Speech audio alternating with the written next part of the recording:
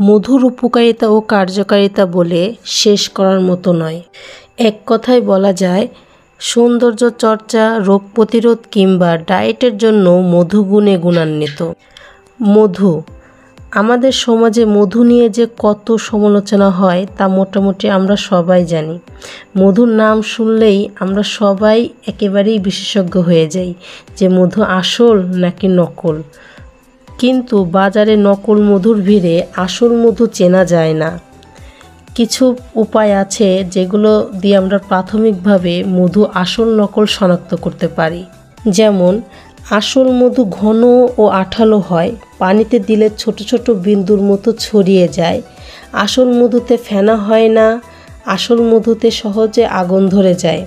সাদা কাপড়ে মধু লাগলে তার দাগ সহজে যায় না। প্রাথমিকভাবে মধু শনাক্ত হলেও মধু আসল কিংবা নকল শুধুমাত্র ল্যাব টেস্টের মাধ্যমেই শনাক্ত করা যায়। ধন্যবাদ।